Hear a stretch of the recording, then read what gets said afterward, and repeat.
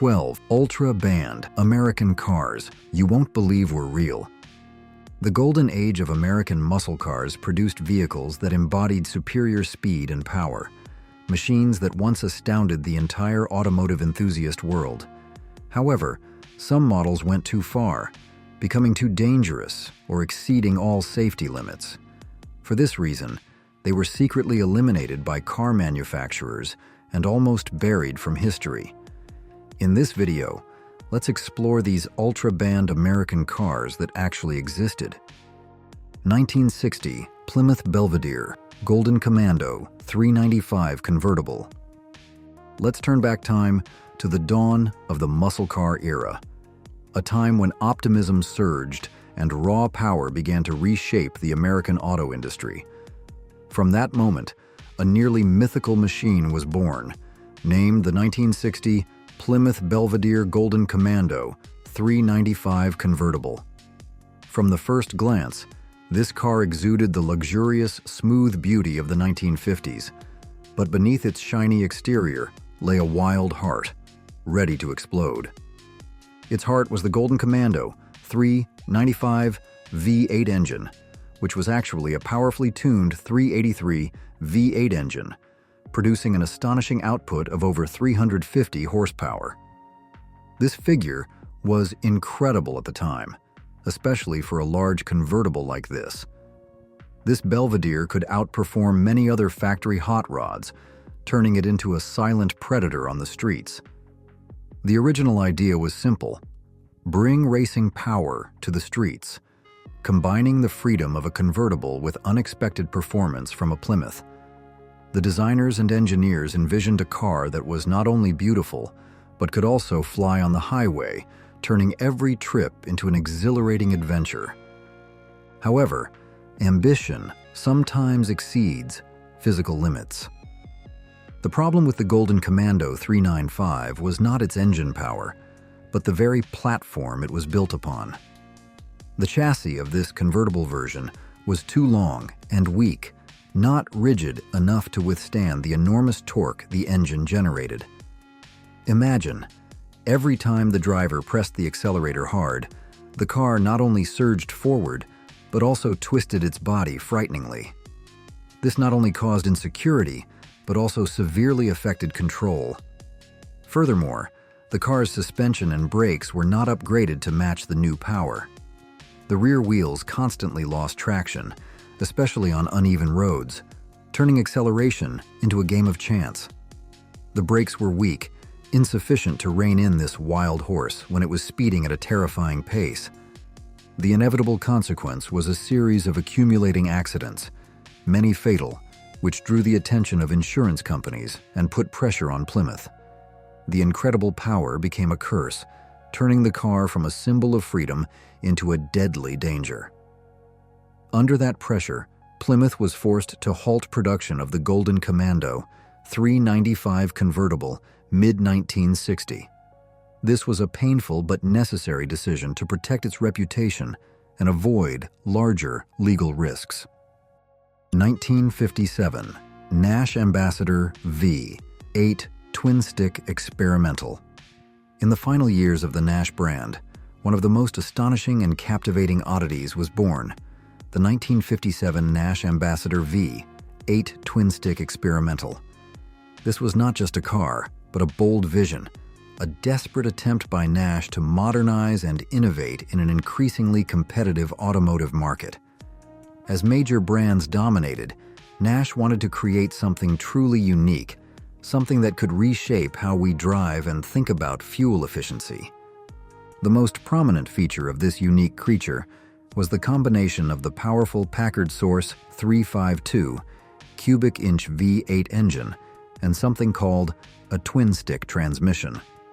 This transmission was truly a masterpiece of engineering in theory. It had two separate shift levers, one for selecting high-low range and one for selecting gears.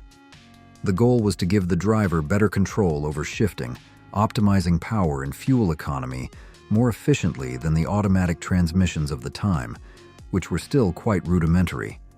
Imagine a luxurious sedan with the flexibility of a sports car, where the driver could truly communicate with the machine under the hood. But that very genius became its fatal flaw. In practice, the twin-stick transmission was a mechanical and human disaster. Drivers were completely confused by these two levers. Instead of feeling in control, they felt lost, unsure how to shift smoothly or downshift without stalling the engine. Operating two levers at once required coordination and skill that very few normal drivers possessed, especially when driving in everyday traffic conditions. Even attempting to shift in a hurry often led to dangerous and awkward situations. Not only was it difficult to use, but the durability of this system was also extremely poor. The transmission linkages were designed too fragile, easily bent, jammed, or completely broken after a short period of use. This led to a series of breakdowns. The car stalling in the middle of the road, inability to engage gears, or sudden power loss on the highway, posing serious dangers to drivers and other road users. Reports of these incidents continuously poured in, and it was no surprise that the American Motors, AMC Executive Board, Nash's parent company, began to doubt the project. They refused to invest further in an idea they found too risky and impractical. The result is that no original twin-stick models are known to exist today. This car was called a suicide transmission by a veteran mechanic due to its unpredictable and often incomprehensible behavior. The Nash ambassador that Ivuri, our egoi. Twin-stick experimental remains an interesting footnote in automotive history, a thin line between bold innovation and the harsh reality of engineering and user experience. 1971, Chevrolet Chevelle 454 Black Ops Police Unit. Let's turn to one of the most fascinating and chaotic stories in the history of muscle cars and American law enforcement. In 1971, as crime became increasingly sophisticated and high-speed chases became more frequent, some police departments sought a groundbreaking solution: a secret, high-performance police car that could outrun any vehicle on the street. And so, the Chevrolet Chevelle 454 Black Ops Police Unit was born, an ambitious and controversial project. This Chevelle was no ordinary police car. It was equipped with the legendary LS5454 V8 engine, with an estimated output of 360 horsepower and a maximum torque of 500 pound-feet. This was the performance of a true muscle car, a power that very few cars in the police fleet at the time could match. To turn this monster into a reliable police car, it was equipped with police standard features: reinforced suspension to withstand hard impacts and high-speed cornering, upgraded brakes to ensure timely stopping ability, high-performance tires for increased grip, and a powerful cooling system to maintain performance during long pursuits. In theory, this was the perfect car to deal with the most reckless criminals.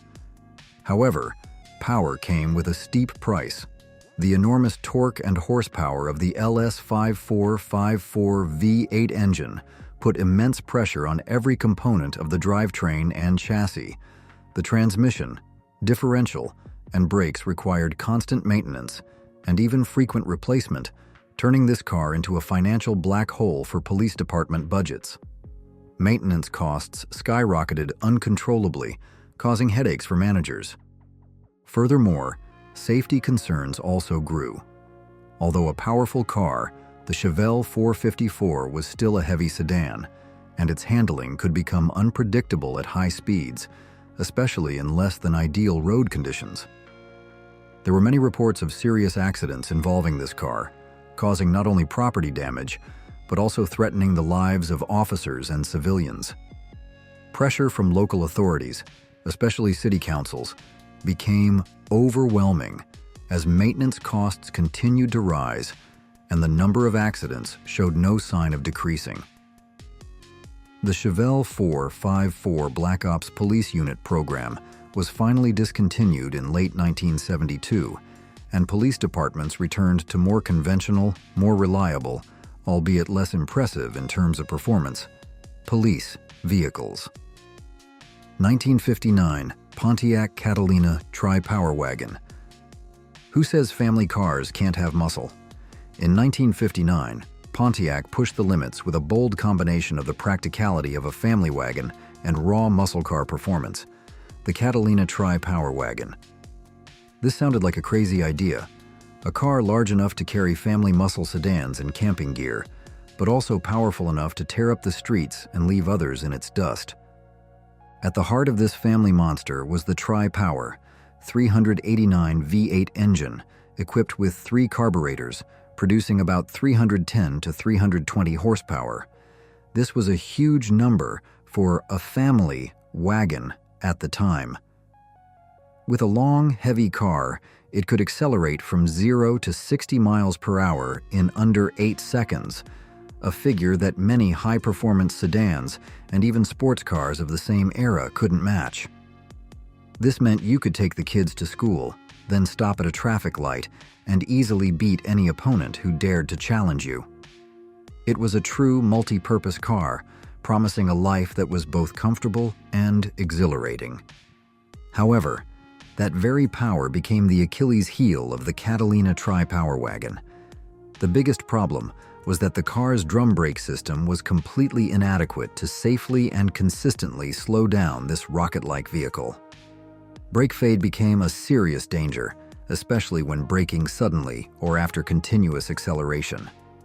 Imagine driving a 300-horsepower family monster, and when you need to stop, the brake system responds weakly like a toy car.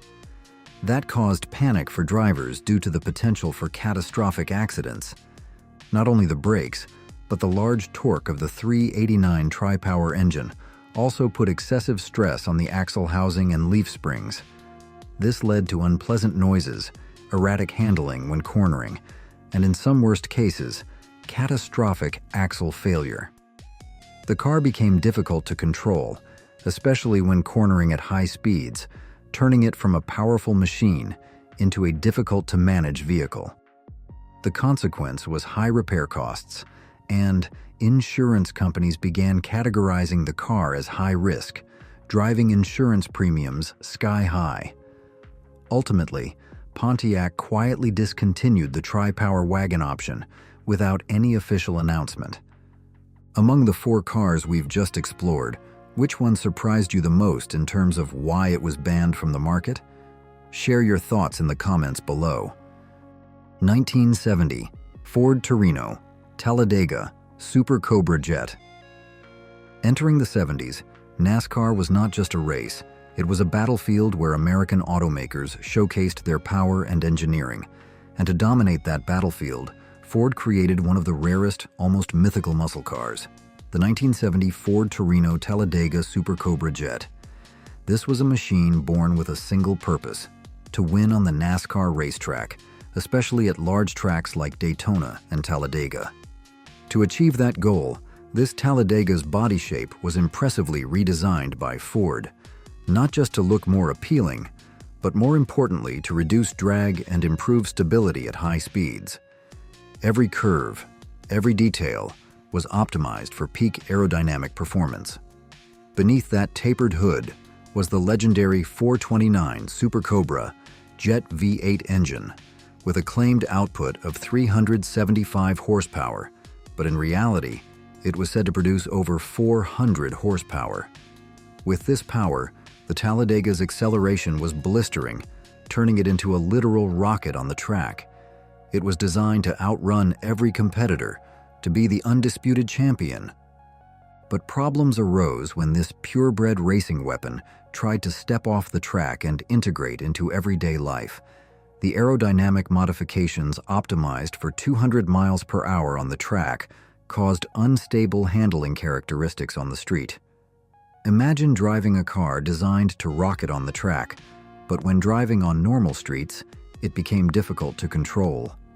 There were many reports of the car shaking at high speeds, jerking steering, and especially unpredictable understeer, meaning the car tended to go straight when you wanted to turn. This turned the car from a symbol of speed into a difficult, even dangerous machine on public roads. One engineer at the company commented, "We built a rocket for Daytona and Talladega, but when we tried to release it on the street, it was like handing a loaded bazooka to a child. Thrilling, but deadly." It's no surprise that insurance companies immediately categorized this car as extremely high risk, making insurance premiums astronomically high. Who would want to insure a car with such a high potential for accidents? Pressure from safety regulators, and especially from the Ford Executive Board itself, forced them to make the decision to halt production after only 70 units were released. 1964, Lincoln Continental Coupe 430, dual quad. Entering 1964, the Lincoln Continental was a symbol of American sophistication, luxury, and class. It was the car of politicians, successful businessmen, where quietness and comfort were paramount. However, there's an interesting and often overlooked chapter in American automotive history, a vivid case study of the collision between raw muscle car performance and refined luxury style. The Lincoln Continental Coupe 430 dual quad project. This was an idea that seemed crazy, yet fascinating. What would happen if you put a monster's heart into a gentleman's carriage? Lincoln experimented with transplanting the 430 V8 engine, Ford's largest and most powerful engine at the time, equipped with two 4-barrel carburetors, dual quads, to significantly increase horsepower. The goal was not to turn the Continental into a race car, but to make it accelerate faster and compete with lighter muscle cars on the highway, providing a bit of thrill for luxurious drivers who still craved power. A car you could arrive at a formal party in, but still easily overtake anyone who dared to challenge you on the highway. But it was here that the nightmare began. Brand and image conflict became the main reason for this project's failure. The roar of the 430 V8 dual quad engine broke the usual quietness of the Lincoln's interior. While you were sitting in a luxurious, leather-wrapped car, everything was smooth. But when you pressed the accelerator, a fierce roar echoed, completely unfitting the refined and luxurious image Lincoln had built. The Ford Executive Board felt the car was too noisy to wear a three-piece suit. It was no longer a Lincoln Continental, but a chaotic machine, unsuitable for their high-end customer segment. Besides the image issue, the Continental's suspension and brakes were also not designed to handle the strain of the new high-power engine. This caused serious concerns about safety and reliability, especially when driving at high speeds or in situations requiring sudden braking. As a result, Lincoln quietly decided to scrap the 430 dual quad project after only a few weeks of testing. This story reinforced the strict boundaries between luxury and performance car divisions of automakers in the 1960s. Have you ever owned a car that you felt was too powerful or harder to control than you initially expected? 1965, Chrysler 300L Ram Charger Package. The Chrysler 300L was a luxurious, classy sedan known for its comfort and elegant appearance. But beneath that noble exterior, a brutal secret lurked: the Ram Charger 426 Max Wedge engine. The Ram Charger 426 Max Wedge was no ordinary engine. It was a legendary high-performance machine specially built for drag racing, capable of running a quarter mile in about 11 seconds. An astonishing figure at the time. Chrysler's intention was to create a car that combined luxurious comfort with unique performance. You could smoothly transport guests to a formal event, then crush any opponent who dared to challenge you at a traffic light. A perfect two-faced car, serving both luxury needs and the craving for speed. This idea clashed with harsh reality. The 300L's chassis and drivetrain were simply not built to withstand such extreme power levels. This led to frequent and catastrophic failures of the transmission, drive shaft, and especially the rear differential. Imagine a luxury car, but just by stepping on the accelerator a bit hard, the parts underneath start to groan or even shatter. These failures were not only costly, but also led to many serious accidents. Those accidents brought lawsuits and insurance claims, creating immense pressure on Chrysler's legal department. They could not continue to sell a product with such high legal risks. Moreover, customer reaction was not as expected. Many traditional luxury car buyers were unsettled by the inconsistency between the elegant appearance and the aggressive personality of the car. Many likened it to a sledgehammer in a tuxedo. What they wanted was smoothness and reliability, not an unpredictable beast. 1954, Chevrolet Handyman wagon with Corvette inline 6 engine. Back in 1954, a time when American automobiles were in a period of creative experimentation. Among them was an early American automotive experiment, the 1954 Chevrolet Handyman wagon with the Corvette inline 6 engine. This was a bold blend of performance and practicality that ultimately proved too revolutionary for its own good. Who would have thought that a humble family wagon could harbor the power of a sports car? The idea was to transplant the Corvette inline 6 engine, upgraded with 2 carburetors, into the engine bay of the Handyman wagon. The result was surprising. This car could accelerate surprisingly fast and handle more responsively than any wagon of its time. It transformed a humble family wagon into something akin to a sports car on wheels. Do you understand the feeling of driving a utility vehicle, picking up and dropping off kids?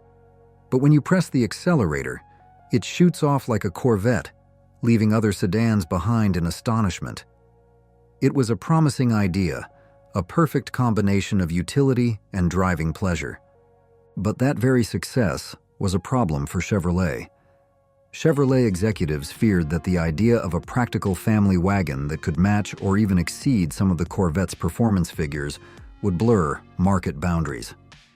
If a wagon could be as fast as a Corvette, what would happen to the exclusive and premium image of the Corvette? They feared this would undermine the image of the Corvette, a pure, unadulterated sports car. Furthermore, there were significant marketing and insurance concerns. Promoting a wagon as fast as a sports car could confuse consumers, making them unsure who the car was for. It could also alienate loyal customers of both the wagon and Corvette lines. Moreover, concerns about insurance and potential legal liability were also immense due to the wagon's unexpected performance. A family car with sports car speed could lead to dangerous situations and unwanted lawsuits. 1955, Hudson Hornet 5.8 NASCAR prototype. In the history of American stock car racing, there are stories that linger in one's mind. One of them is the story of the 1955 Hudson Hornet 5.8 NASCAR prototype, a unique, almost mythical position in the flow of racing history. This is an interesting but bitter tale of innovation, challenge, and the harsh reality of racing regulations. The Hudson Hornet was once a legend on the NASCAR track, but this story revolves around a groundbreaking attempt to take it to a new level. To continue dominating the track, engineers experimented with a bold idea, transplanting the massive Packard V 8 engine into the compact and agile Hornet chassis. This resulted in astonishing performance gains in private tests. This Hornet-Packard hybrid could accelerate harder, maintain higher speeds, and still retain the Hornet's famous agility. It promised to be an unbeatable machine on the track, a symbol of the engineer's ingenuity and creativity. Visions of this car tearing through the track, leaving all rivals behind, thrilled everyone on the racing team. But alas, that dream was shattered by rigid rules. The fatal problem with this car lay in NASCAR's homologation rules. NASCAR stipulated that race cars must be true stock cars, meaning they had to reflect what was available in showrooms, cars that the public could purchase.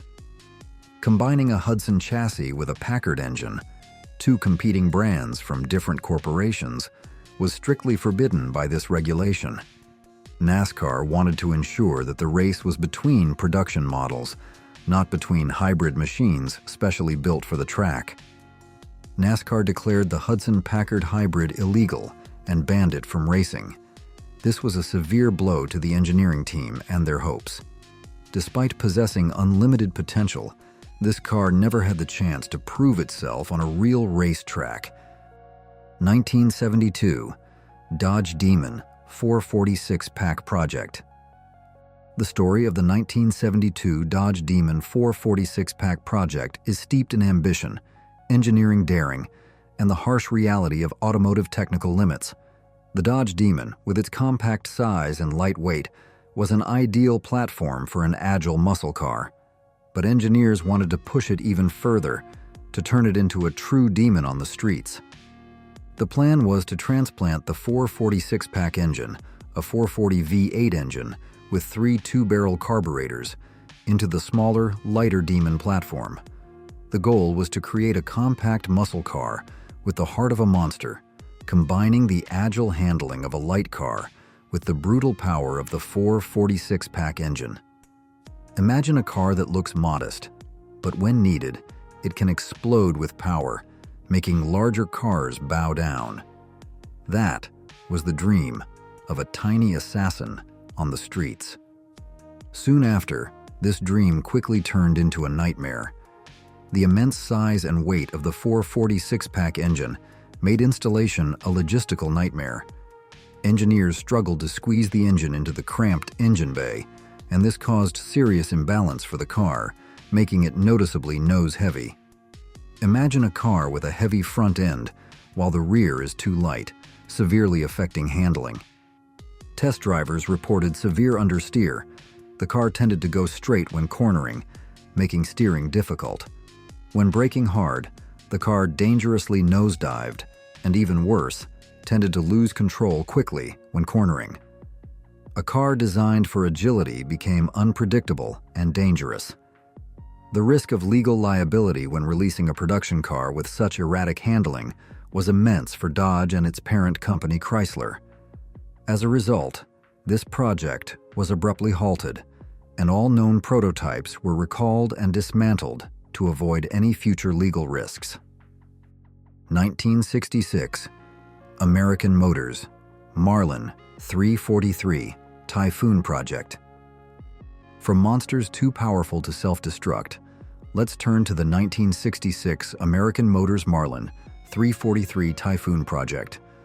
This was a bold attempt by AMC to blend the burgeoning muscle car trend with the Marlin, a luxurious fastback coupe that was already an unusual and controversial design.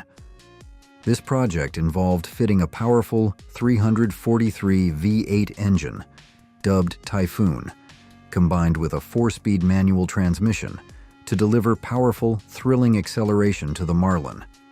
The goal was to elevate the Marlin beyond its original segment and attract a younger generation of customers who were more performance-oriented than just luxury. They wanted a car that was not only beautiful and comfortable, but could also pin the driver to the seat when accelerating. It was an attempt for AMC not to be left behind in the horsepower race unfolding among major manufacturers. Harsh engineering reality quickly extinguished this ambitious flame. The Marlin's chassis and suspension structure, which prioritized comfort and a smooth ride, were not designed to withstand the increased power and torque of the 343 Typhoon engine. This led to excessive strain on suspension components, causing rapid wear and severely affecting the car's handling. The car became difficult to control, especially when cornering at high speeds, and the ride quality was no longer as smooth as originally intended. Not only that, the cooling system also struggled to dissipate the heat from this powerful engine, causing serious concerns about durability and overheating. A constantly overheating car can never be reliable. Furthermore, there was internal resistance from AMC's leadership. They feared that introducing a muscle car variant would confuse consumers and dilute the Marlin's already somewhat complex brand message. AMC did not want to dilute its image. Ultimately, AMC decided to cancel the Marlin 343 Typhoon project before it could enter mass production. 1962 Dodge Custom 880 413 Cross Ram. Finally on our list is the 1962 Dodge Custom 880 413 Cross Ram, a remarkable but short-lived testament to an ambitious era of American automobiles, where muscle and luxury collided in ways that often defied engineering logic. The Custom 880 was a large, luxurious sedan, designed to provide comfort and class for long journeys. But Dodge had a bold idea.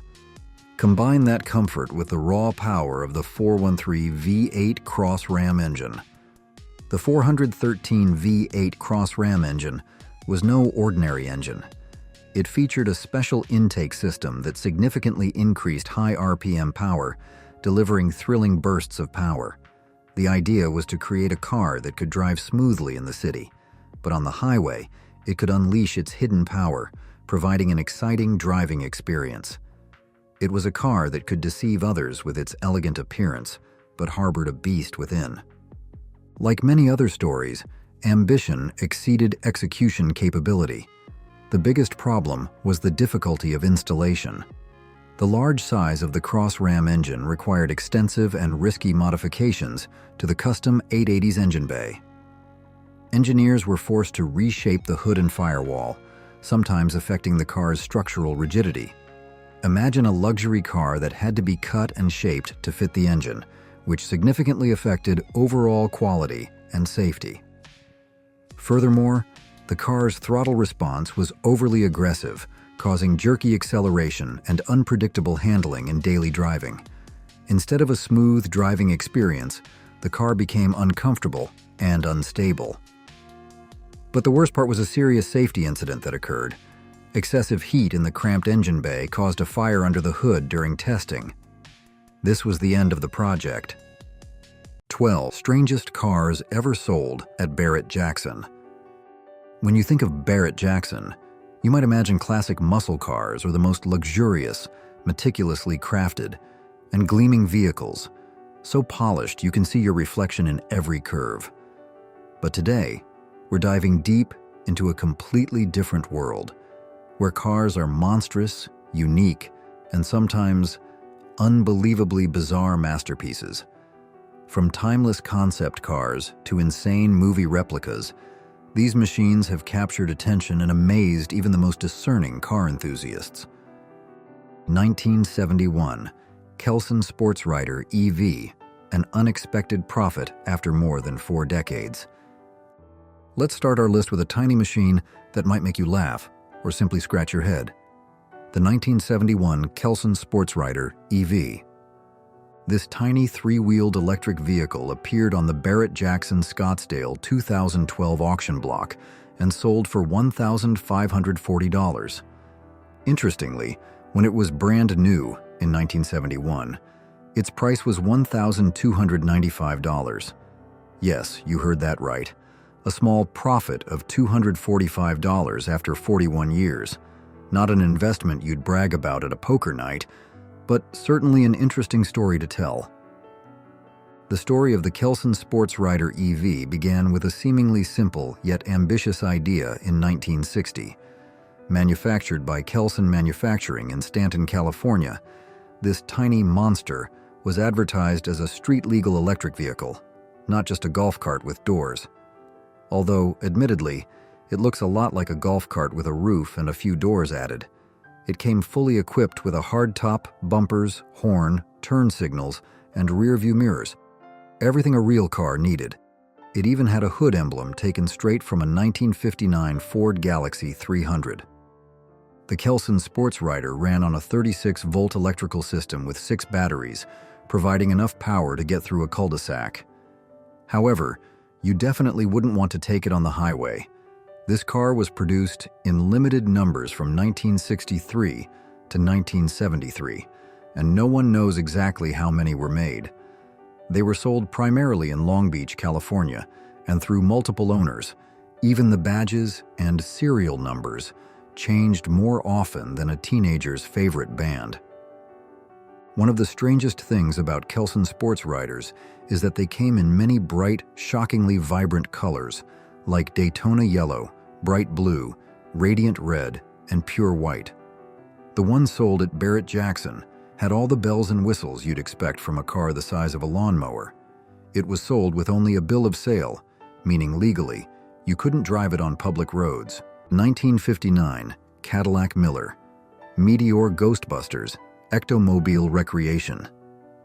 Next, join us for a moment that seemed to electrify the entire auction floor as an incredibly familiar car rolled up. It was the 1959 Cadillac Miller Meteor Ghostbusters Ectomobile Recreation.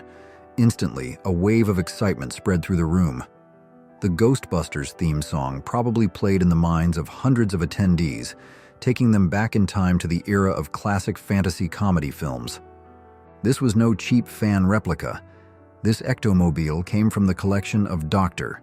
Stuart A. Berkowitz, a name with significant weight in the car collecting world.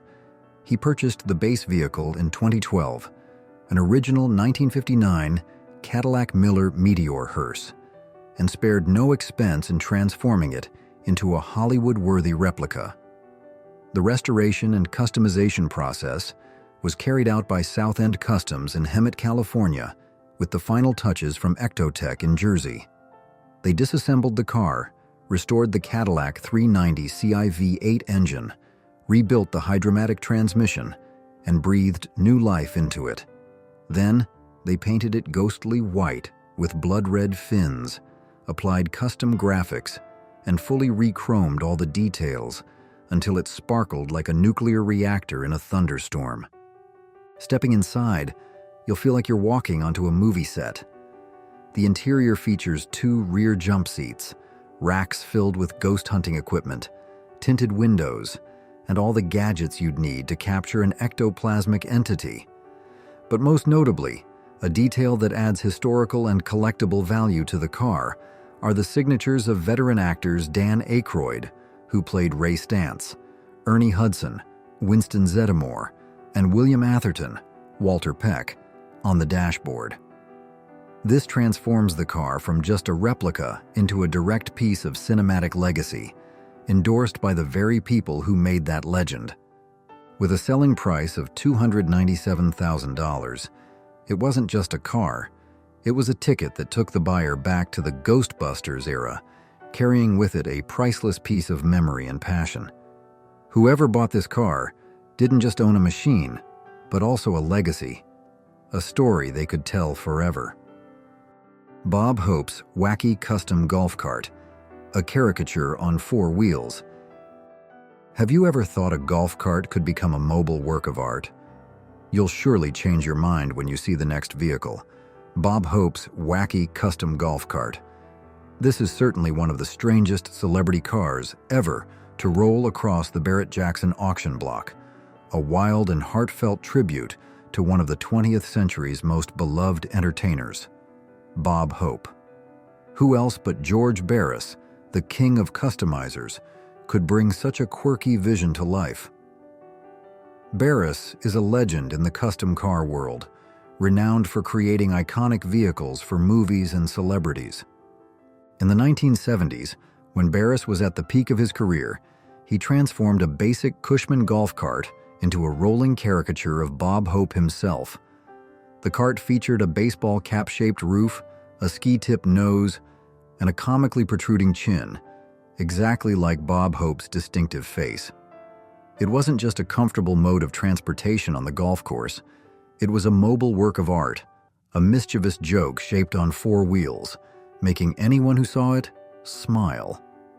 The unique features of this cart further enhanced its wackiness and originality. It was equipped with a compact TV, a powerful stereo system, a loud booming horn, and even a rear-mounted camera so Bob Hope could film his own golf swings. This demonstrates the ingenuity in combining personal entertainment technology into a compact vehicle, serving a star's special interests. This golf cart didn't just stay on the golf course. It made its public debut in a 1973 commercial for the all-new Ford Galaxy 500, cementing its place in pop culture history and making it a part of American entertainment legacy. In 2020, this cart was acquired by Dr. Stuart A. Berkowitz, a renowned collector with a passion for strange and unique cars, who also owned the Jokermobile and Gilligan's Island golf cart. By 2025, It was brought to the Scottsdale auction block with no reserve price, and the gavel fell at $66,000. 1968, Lincoln Continental Animal House, Deathmobile Recreation. If you remember the movie Animal House, the original Lincoln suffered a lot throughout the film before being transformed into the unforgettable Deathmobile, a tank-like machine, a riot on wheels. It tore through the fictional Faber College's homecoming parade like a wrecking ball in a three-piece suit. But what's worth noting here is, the original car was designed by none other than George Barris, the king of custom movie cars. This replica began its life as a 1966 Lincoln, then was dressed up in full Hollywood attire, a turret on the roof, Delta Tau Chi Greek letters, a skull and crossbones, a bust of the fictional Faber College founder, Emile Faber, mounted on the hood, and yes, even bizarre wooden monster tail fins at the back. It was like a frat party combined with a Mad Max movie. Under the hood, it had a 460 cubic inch V8 engine, an Edelbrock intake system, and an air suspension system built by Devious Customs. Just looking at the 20-inch isotope wheels wrapped in white wall tires, you know this car would never sneak up on anyone. Inside, it's a strange blend of ruggedness and luxury, a burgundy leather interior, Dakota digital gauges, a custom dashboard, air conditioning, and that distinctive smell of classic American rebellion. What made this auction even more special was its connection to the film. The car features signatures from cast members like Tim Matheson, Mark Metcalf, and Karen Allen. Are you fascinated by unique cars and the stories behind them? Share your thoughts below. 1978, Plymouth Volare, Fantasy Island Recreation. After the powerful and quirky machines, another lighter, yet full of nostalgia, car appeared on the auction block for $11,000. It was the 1978 Plymouth Volare Fantasy Island Recreation. This car is a nostalgic tribute to the popular TV show Fantasy Island, where guests came to fulfill their dreams. It was sold at Barrett-Jackson's Scottsdale 2025 auction for a rather modest price, just $11,000. Many might wonder, did Fantasy Island have cars? Yes, it did, at least in the spirit of this car, which embodies the vibe of an entire show.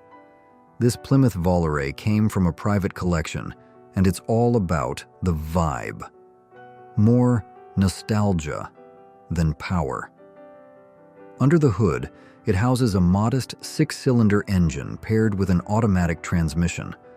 No roaring superchargers, no aerodynamic wings, just original 70s steel, classic long lines, and distinctive velour seats, offering a comfortable and familiar feel.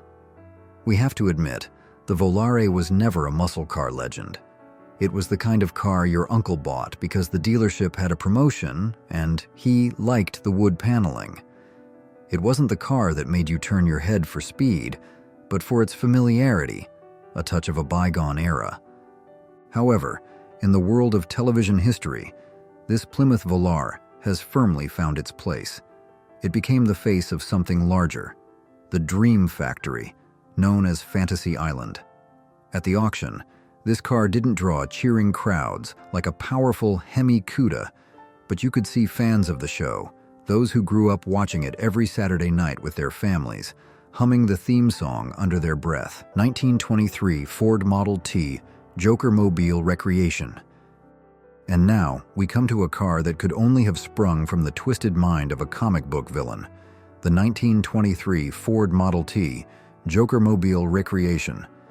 This wild machine was sold at the Barrett-Jackson Scottsdale 2025 auction for $36,300 with no reserve. Just seeing it, you immediately sense the chaos, the wicked humor, and the unmistakable style of the Joker. It began its life as a 1923 Ford Model T, an icon of American mass production, a simple and reliable machine. Then, it was hijacked by TV nostalgia and the boundless creativity of custom car royalty, George Barris's Barris Custom Industries. George Barris didn't just customize cars. He transformed them into pop culture legends, timeless works of art. The story of the Jokermobile is as chaotic and surprising as its paint job. Originally, it wasn't created for Batman at all. It first appeared in Elvis Presley's 1967 film Easy Come Easy Go as the Mongrel T. This car boasted a powerful large Ford FE engine, a uniquely customized body, vintage drum-style headlights, and even a Cadillac Batwing air cleaner, a pure blend of 1960s hot rod style. It even had surfboards as seatbacks and shag carpeting inside, creating a relaxed and cool 60s vibe. But Barris didn't stop there. When ABC's Batman series needed a crazy and eccentric car for Cesar Romero's Joker, the Mongrel T was reorganized in a wicked and creative way. Its final form included a Rolls-Royce-style chrome grille at the front, aggressive Raider wheels, and a touch of absolute madness that only the Joker could love. The car wasn't just a vehicle. It was an extension of the Joker's personality, a symbol of chaos and stylish evil. By 2017, the car was revived again, this time by Dr. Stuart A. Berkowitz, a collector with fantastical and unique tastes, who had also purchased Bob Hope's golf cart. The fabrication was done by Keith Dean of Southown Custom, who preserved Barris's original chaos and faithfully recreated it. With original 1920s Rolls-Royce headlights and rare wheels, it is a faithful replica down to the smallest detail of the original. Keith even drove it in the 2019 Hollywood Christmas Parade, with Dr. Berkowitz sitting in the back dressed as the Riddler, proving that this car is not just a display item, but a living part of pop culture. 1964, custom-built golf cart, Gilligan's Island Recreation. From the madness of the Joker, we return to fun and unique adventures with an unexpected vehicle. This custom golf cart is a perfect replica of the bamboo taxi that Gilligan built in the famous sitcom Gilligan's Island. Sold in 2025 at the Scottsdale auction, it fetched $16,500 with no reserve, just pure coconut-fueled good vibes. This cart looks as if it were crafted by Skipper himself after enjoying too much coconut cream pie, exuding an innocent and playful feel. Based on a standard electric golf cart, the fabrication of this vehicle was commissioned by Dr. Stuart A. Berkowitz, the same collector behind the Jokermobile and Bob Hope golf cart, and handcrafted by Razorfly Studios in Sylva, North Carolina. The clear inspiration was the quirky bamboo taxi that Gilligan created on the CBS sitcom from the 60s, a symbol of ingenuity and resourcefulness in circumstances of being stranded on a deserted island. In the show, this island taxi was assembled from bamboo, palm fronds, rope, and tropical scraps, intended to transport Mr. and Mrs. Howell in style, or at least as stylishly as possible when stranded on a deserted island. This golf cart had a few famous moments in the show. Gilligan drove it into a swamp, then they retrieved it, and he even crashed it into a cursed totem pole, classic sitcom antics that generated laughter for generations. But this replica perfectly captured all that silly charm. We're talking about 100 hours of custom work to create an authentic piece of art, with meticulously tied ropes, natural bamboo body, and intricately woven mats. The level of detail is so exquisite that it almost smells of seawater and sunscreen, transporting you instantly to that tropical island. This was no light project. Razorfly Studios took their time to ensure the design was true to the spirit of the show. From the tiny wheels to the hand-wrapped steering wheel, everything was done with utmost care. When it appeared on the auction floor, everyone was amazed. It wasn't as loud as muscle cars, not as fast as supercars, and not even street legal, but it was strangely memorable. No horsepower figures or flashy classic metal here, just pure TV nostalgia vividly on display. With a bill of sale, it found a new home with someone we can only assume owns a collection of Hawaiian shirts and a complete Blu-ray set of Gilligan's Island. Someone who truly cherishes the cultural value and memories this car brings. Are you fascinated by unique cars and the stories behind them? Share below. Flintstone Flintmobile Golf Cart. At number 10 on the list, we go straight to the fictional land of Bedrock, where humans and dinosaurs coexist. The Flintstone Flintmobile Golf Cart. But don't worry, you won't need to use your feet to drive this one. This prehistoric masterpiece was custom-built in 1994 to celebrate the release of the live-action The Flintstones movie. Remember it, with a stellar cast including John Goodman as Fred, Rick Moranis as Barney, and even the legendary Elizabeth Taylor in her final film appearance. Although the movie might not have been critically acclaimed, it was a box office hit, grossing $342 million worldwide, a resounding commercial success.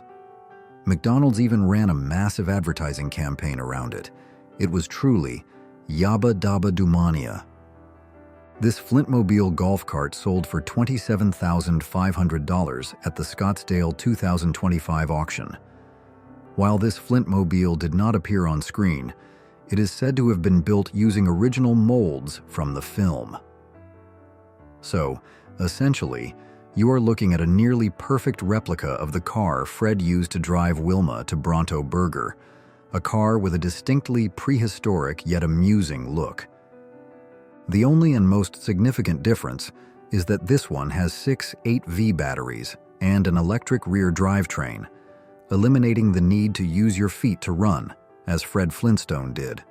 However, you still won't win any races as it only reaches a top speed of 9 miles per hour, a spirited bedrock speed, but certainly much faster than having to run on foot.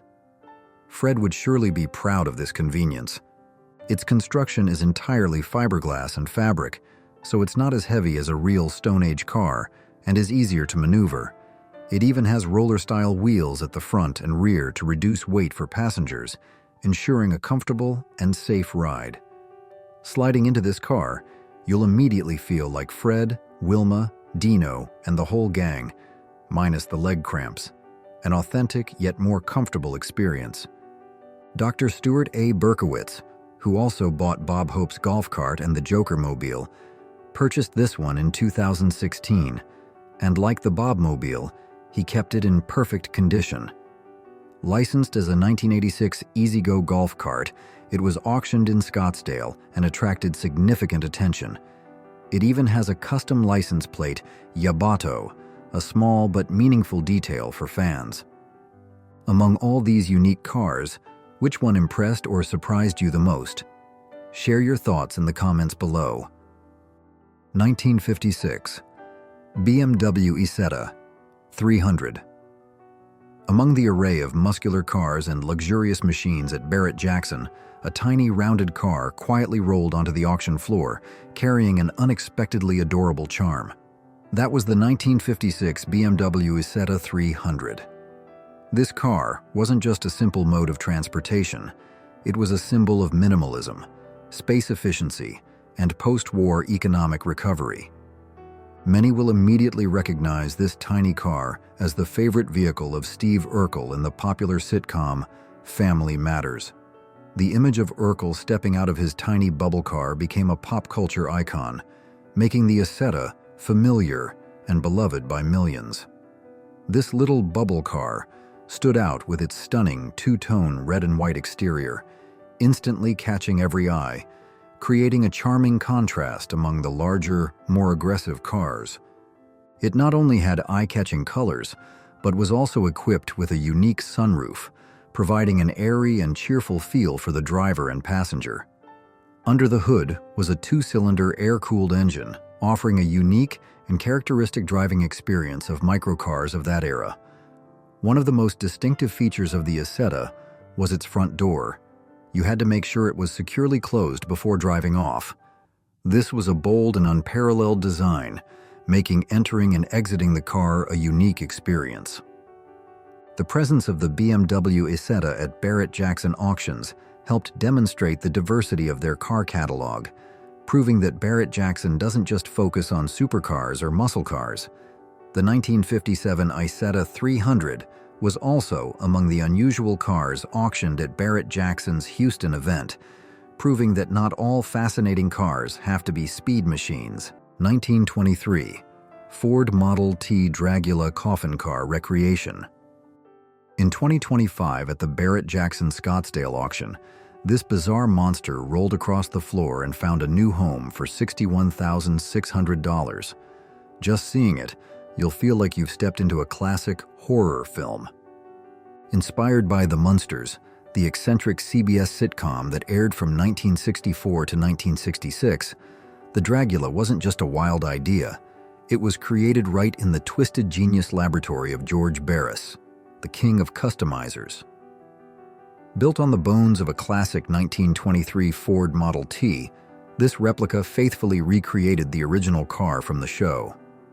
The in-show story tells that Grandpa Monster created the Dragula from a real coffin to help Herman Monster win back the family's other car, the Munster Coach, in a drag race. This created an interesting lore around the car. Underneath the mysterious coffin-shaped hood is a powerful 289 cubic inch Ford Mustang V8 engine, growling with two inverted carburetors. It features a bizarre pedal layout to save cockpit space, as the driver sits very deep back under a bubble-shaped plastic dome, reminiscent of a coffin and a spaceship combined, creating an utterly unique look. The organ pipe-style exhaust pipes shoot straight up like something from an old Gothic church, while the coach lamps and tombstone mounted at the front complete the look of a mobile funeral parlor, both spooky and unique. The craftsmanship on this replica is next level, built by Barris Custom Industries, Keith Dean, and Jim Johnson, with the help of George Barris himself. This monstrous car remains faithful to the original, every small detail meticulously cared for to perfectly recreate the spirit of the Munsters. Owned by Dr. Stuart A. Berkowitz and acquired from the legendary Galpin Motors in Southern California, this car carries the legacy of the original to its core. 1921, Oldsmobile Beverly Hillbillies truck. Imagine you're surrounded by luxurious and gleaming cars, and then suddenly an old beat-up truck, looking like it just crawled out of a remote farm, appears. That's the 1921 Oldsmobile Model 46, better known as the Beverly Hillbillies truck or Jethro's Hot Rod. At the same Barrett-Jackson Scottsdale 2025 auction, this authentic piece of Hollywood history crossed the auction block. If you were a TV viewer in the 60s, you'd know this rickety vehicle, the old truck that transported the entire Clampett family, along with Granny's rocking chair, from their dilapidated shack to the land of swimming pools and movie stars in Beverly Hills. The Beverly Hillbillies aired from 1962 to 1971 and became one of CBS's biggest successes, even though critics initially didn't rate it highly. Built and signed by George Barris, the same genius behind the Dragula and many other iconic cars, this particular truck is one of 5 created. What's special is that it wasn't just for display. This vehicle was used for stunt scenes and exhibitions in the original series, as well as the 1993 Beverly Hillbillies movie. This gives it extremely high historical value and authenticity. Its foundation is a 1921 Oldsmobile Model 46 on a vintage Ford truck chassis. It's a Frankenstein in a different sense, assembled to look as if the Clampett family built it from whatever they had in their barn. Fiberglass and metal parts sit on the original wooden frame, and the details are a combination of rustic ingenuity, creating a patchwork yet distinctive look. We're talking about Granny's medicine barrels, a crude wooden wash basin, clattering cooking utensils, and of course, her beloved rocking chair bolted right to the roof. Everything was placed perfectly to perfectly recreate the atmosphere of the show. The truck also comes with mannequins of the entire Clampett family, making it even more lively and authentic than ever, as if they had just stepped out of the vehicle. This particular truck also had quite an interesting journey. It was once part of Ron Pratt's famous collection until 2015, and spent time at prestigious locations like the Hollywood Star Cars Museum and the Peterson Automotive Museum. 1954 Pontiac Bonneville Special Motorama Concept Car. After the crazy custom cars and movie replicas, we will admire a true gem, a mobile work of art from the golden age of American automotive design. The 1954 Pontiac Bonneville Special Motorama Concept Car is one of the rarest and most iconic jewels from the golden age of General Motors design. The idea for this concept car was conceived by Harley Earl, GM's legendary design director, when he witnessed world speed records being set at the Salt Flats in Utah. He envisioned it as a sports racing car named Bonneville Special, inspired by those record-breaking attempts. Under Earl's direction, designers Homer Lagassa and Paul Gilland were instructed to build 2 Bonneville Specials. The car is considered a rolling sculpture and a piece of American history. It was completed in just 6 months in General Motors' design department under the leadership of Harley Earl, launching a new formula for GM in creating unique concept cars. Its design was strongly influenced by the jet age, with exquisite craftsmanship and smooth aerodynamic lines. The car was purchased by Ron Pratt, a renowned collector and philanthropist, at an auction in 2006 for millions of dollars, and then he brought it back to auction in 2015. At the 2015 auction, the car created a historic moment when it sold for $3 million over the phone, after the starting price had been spectacularly raised. Its design featured unique details, such as small front bumpers resembling early Corvettes and a bubble-shaped canopy reminiscent of 1950s jet aircraft cockpits, although this idea was never put into mass production. Perhaps a good thing, as it would get very hot without efficient air conditioning. This car also had a tail fin, a design element that appeared on 1955 Pontiac models, showing its influence on later production models. If you enjoyed this nostalgic journey through time, don't forget to like this video, subscribe to the Who Remembers channel so you don't miss out on the next fascinating stories, and share this video with friends who also grew up in that amazing muscle car era. Thank you for watching, and see you in the next trip down memory lane.